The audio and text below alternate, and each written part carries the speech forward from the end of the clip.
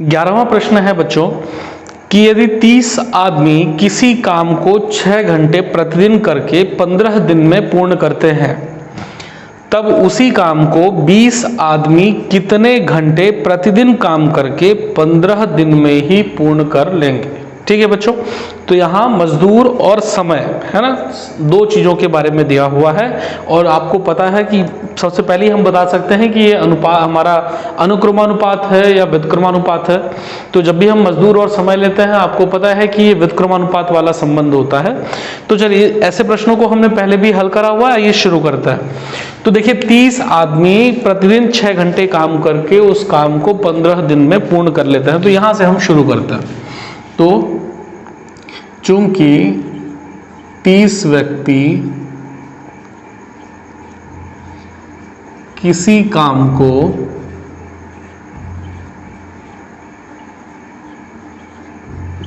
किसी काम को 6 घंटे प्रतिदिन करके 6 घंटे प्रतिदिन करके 15 दिन में पूर्ण करते हैं। 15 दिन में पूर्ण करते हैं। ठीक है बच्चों, तो पहली लाइन हमारी ये है कि 30 व्यक्ति किसी काम को 6 घंटे प्रतिदिन, किसी एक काम, ध्यान रखना है एक काम यहां पर है, तो 6 घंटे प्रतिदिन करके 15 दिन में पूर्ण करता है। तो वो कुल कितने समय तक काम करते हैं? तो देखिए बच्चों, एक दिन में 6 घंटे प्रतिदिन बोला हुआ है, तो 15 दिन में कुल कितने घंटे काम करेंगे, कितने समय तक काम करेंगे? तो हम इसका पहले गुणा कर लेंगे कुल समय के लिए यहां पर। तो हमने यहां पर लिखा, तब 30 व्यक्ति को उस काम को करने में लगा समय।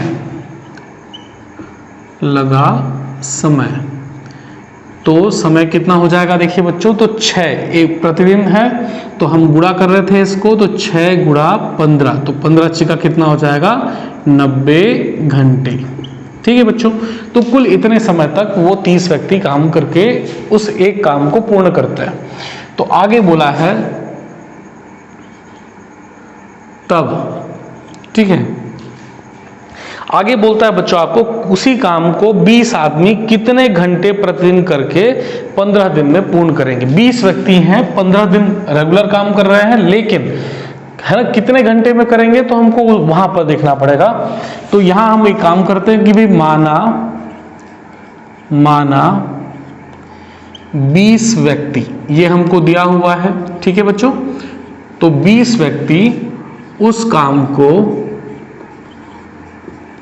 काम को x घंटे, है ना, हमको कितने घंटे बोला हुआ है, तो वो समय हमको निकालना है घंटे पे।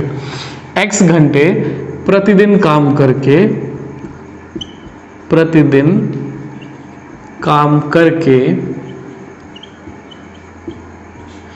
15 दिन में पूर्ण करते हैं। 15 दिन में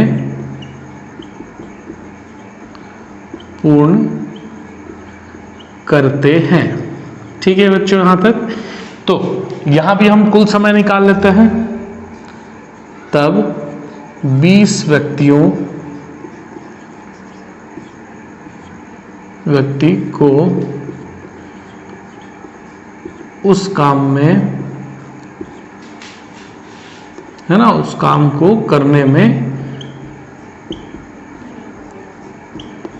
लगा समय। तो कुल समय निकाल लीजिए बच्चों, प्रतिदिन x घंटे और 15 दिन कर रहा है, तो x गुणा 15, तो ये हो जाएगा आपका 15x घंटे। ठीक है यहां तक बच्चों। तो ऐसा हम पिछले क्वेश्चंस में करते थे। इसके बाद हम बताते थे कि ये अनुक्रमानुपात है या व्युत्क्रमानुपात। तो यहां हम लिख देंगे, चूंकि यह संबंध व्युत्क्रमानुपात है,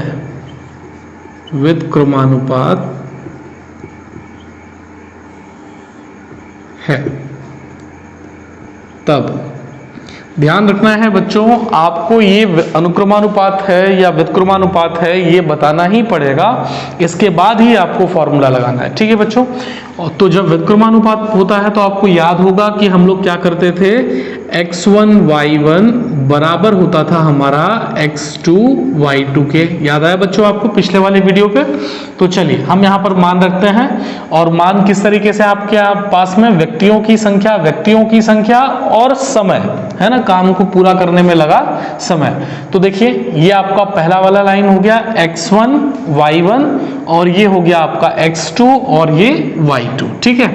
तो चलिए x1 का मान हो गया आपका यहाँ पर 30, x1 y1 है आपका वहां पर 90 बराबर x2 कितना है बच्चों आपका 20, तो x2 20 गुणा y2 कितना है बच्चों यहाँ पर 15x।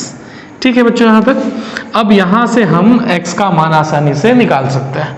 तो देखिए ये संख्याएं गुणे पे हैं, भाग में चली आएंगी, तो हम डायरेक्टली लिख ले रहे हैं 30 गुणा 90 और भाग में आ गया 20 और आ गया आपका 15।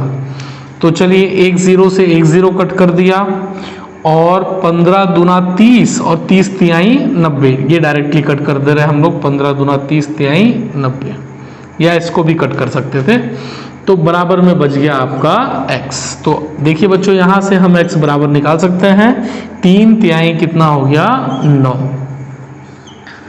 ठीक है। तो हमसे पूछा हुआ था कि भाई 20 व्यक्ति उस काम को कितने घंटे प्रतिदिन काम करके 15 दिन में पूर्ण कर लेंगे। तो देखिए हमने x माना हुआ था, और x का मान कितना आ गया बच्चों आपका 9 घंटे। तो हम लिख सकते हैं कि 20 व्यक्ति प्रतिदिन 9 घंटे काम करके उस काम को 15 दिन में पूर्ण कर सकते हैं। ठीक है। चलिए नोट डाउन करें बच्चों इसको। 12वां प्रश्न आपसे कहता है बच्चों कि एक कार सरायपाली से 75 किलोमीटर प्रति घंटे की औसत चाल से चलकर रायपुर 4 घंटे में पहुंचती है। अब मार्ग में ट्रैफिक या बाधा बढ़ जाने के कारण कार की औसत चाल 15 किलोमीटर प्रति घंटा कम हो जाती है। ठीक है बच्चों। तो कार को रायपुर पहुंचने में कितना समय लगेगा? अब ट्रैफिक बढ़ जाएगा तो कार की चाल जो है औसत चाल वो कम हो जाएगी। तो पहले 75 थी, अब 15 उसमें कम हो गया, तो 60 किलोमीटर प्रति घंटा हो गया। तब जो उसको समय है सरायपाली से रायपुर पहुंचने में कितना समय उसको लगेगा? जब 75 किलोमीटर प्रति घंटे के स्पीड में चल रही थी तब 4 घंटे लग रहे थे, और अब कितना लगना है? ठीक है बच्चों। तो बहुत ध्यान से समझिएगा कि जब औसत चाल अधिक होगी, जब आपके गाड़ी की चाल, आपकी मोटरसाइकिल की चाल, आपके कार की चाल ज्यादा है, तो किसी भी जगह आप जल्दी पहुंचेंगे, है ना। तो मतलब यहां पर आपकी चाल ज्यादा है तो जल्दी पहुंचेंगे, मतलब समय कम लग रहा है आपको, है ना। और यदि आपकी चाल कम रहेगी तो समय कैसा लगेगा बच्चों? ज्यादा समय लगेगा। तो उल्टा देखिए, उल्टा संबंध आ रहा है यहाँ पर, और जब ऐसा उल्टा संबंध होता है तो वहां पर क्या होता है बच्चों? व्युत्क्रमानुपात होता है। तो हमको इस प्रश्न को भी व्युत्क्रमानुपात के हिसाब से हल करना है। तो आइए बच्चों शुरू करते हैं, देखते हैं। तो चूंकि 75 किलोमीटर प्रति घंटा इतना दिया हुआ है आपको, 75 किलोमीटर प्रति घंटा के औसत चाल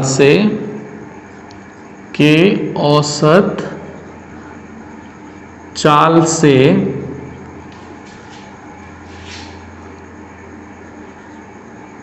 कार को 4 घंटे का समय लगता है। 4 घंटे का समय लगता है। ठीक है बच्चों, ऐसा हम लिख लेते हैं इसको, लगता है यहां तक। ठीक है। तो अब चूंकि ट्रैफिक की वजह से इसका औसत चाल कम हो जाता है, तो ये चीज हम लिख लेते हैं यहां पर।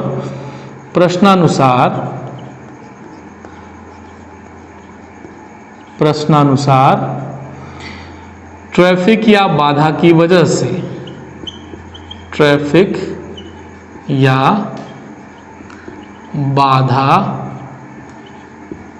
की वजह से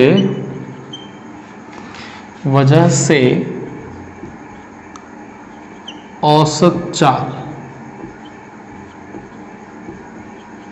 तो कितनी हो जाएगी बच्चों? तो देखिए 75 किलोमीटर था, 15 किलोमीटर आपका कम हो गया ना, तो ये हो जाएगा आपका 75 माइनस 15 बराबर कितना आ जाएगा बच्चों आपका 60 किलोमीटर प्रति घंटा। ठीक है, तो अब जब ये 60 किलोमीटर प्रति घंटा के स्पीड में चल रही है, औसत चाल में चल रही है, तो इसको सरायपाली से रायपुर जाने में कितना समय लगेगा। तो मान लेते हैं x समय लगेगा और चाल कितनी है बच्चों 60 किलोमीटर। तो हमने बोला कि माना 60 किलोमीटर है ना, ऐसा लिखना पड़ेगा इसको, 60 किलोमीटर प्रति घंटे की औसत चाल से, की औसत चाल से कार को x घंटे का समय लगता है, x घंटे का समय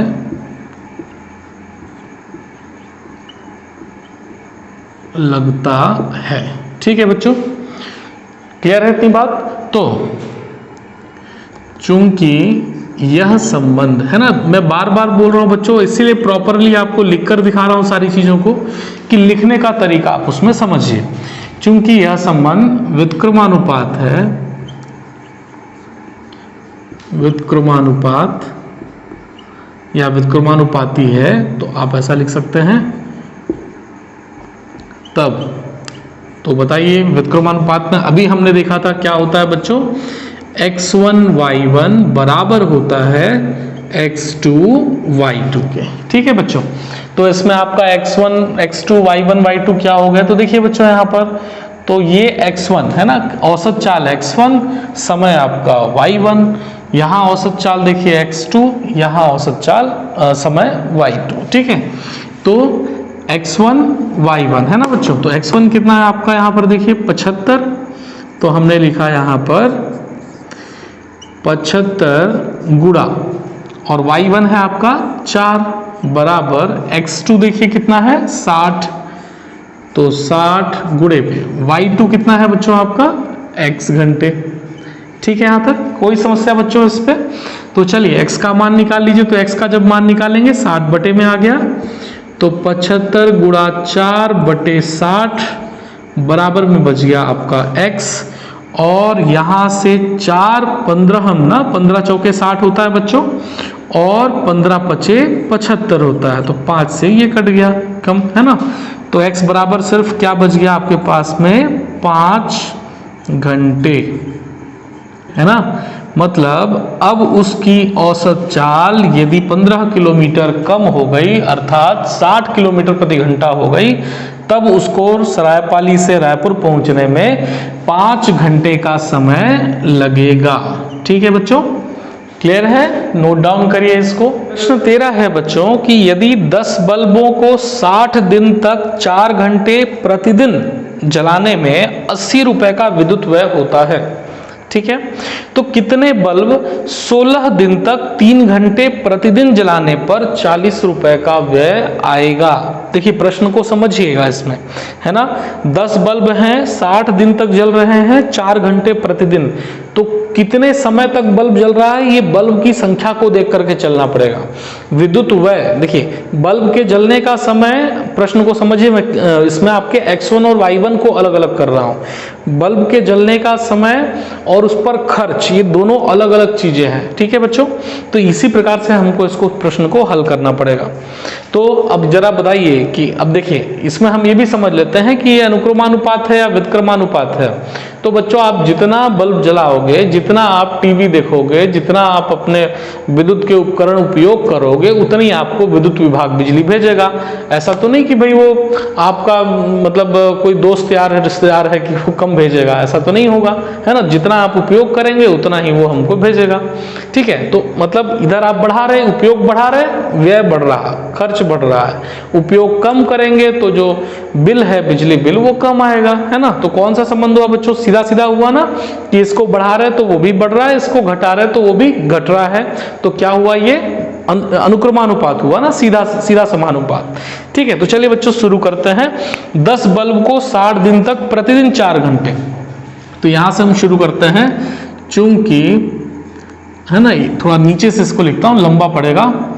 तो चूंकि 10 बल्ब 60 दिन तक है ना, कितने 60 दिन है ना बच्चों यहाँ पर। हाँ, 10 बल्ब को 60 दिन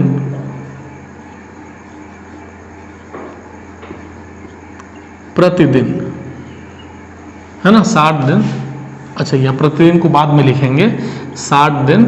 और आगे बोला है आपको 4 घंटे प्रतिदिन ना, तो 60 दिन 4 घंटे। ठीक है, लिखने का तरीका बच्चों बार बार बोल रहा हूं, देखिए 60 दिन 4 घंटे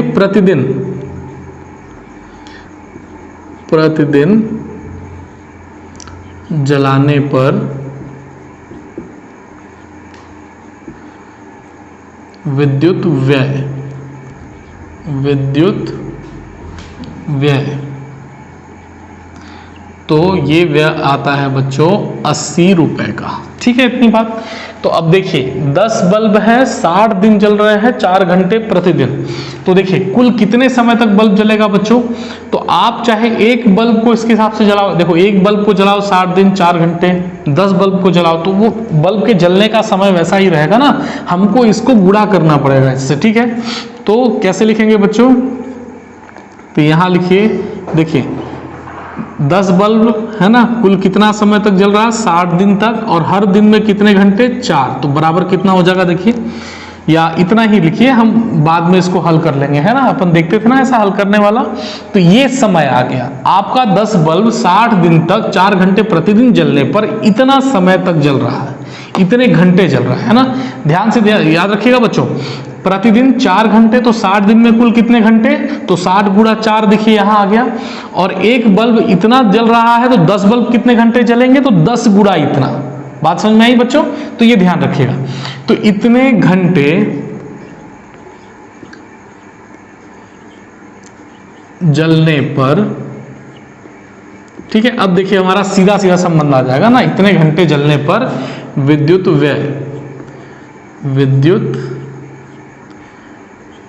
व्यय, तो कितना है विद्युत व्यय बच्चों आपका 80 रुपए। ठीक है यहां तक। तो आगे क्या बोलता है बच्चों यहां पर कि कितने बल्ब, है ना, कितने बल्ब 16 दिन तक 3 घंटे प्रतिदिन जलाए जाने पर 40 रुपए का विद्युत व्यय है। 16 दिन सॉरी, और 3 घंटे प्रतिदिन। तो कितने बल्ब है, तो वही मान लेते हैं कि एक्स बल्ब है, तो हमने यहां पर लिखा, माना एक्स बल्ब प्रतिदिन, ठीक है, अच्छा एक्स बल्ब को 16 दिन, है ना, ये दिया हुआ है 16 दिन 3 घंटे प्रतिदिन, 3 घंटे प्रतिदिन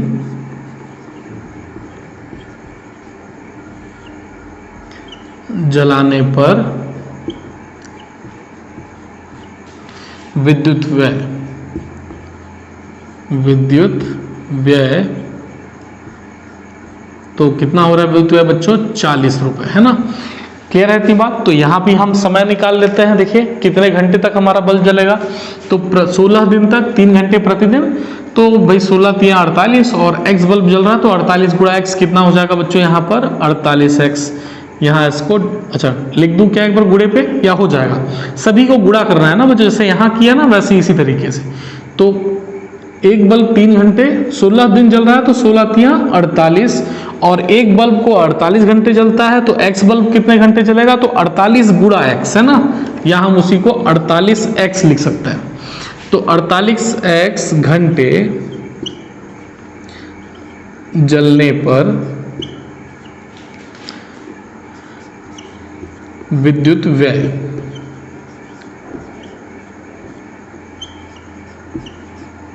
तो ये आपको दिया हुआ है बच्चों 40 रुपए।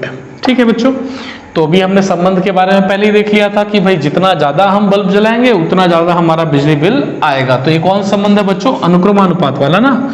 तो यहां हमने लिखा चूंकि यह संबंध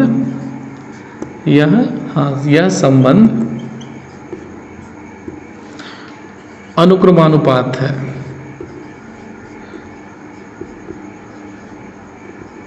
अनुक्रमानुपात है, ठीक है, तब और याद होगा आपको पिछली वीडियो पे अनुक्रमानुपात जब होता है तो हम क्या लिखते थे, x1 बटा y1 बराबर x2 बटा y2। याद आया बच्चों? ध्यान रखना है, वीडियोस को अच्छे से देखना है पूरे।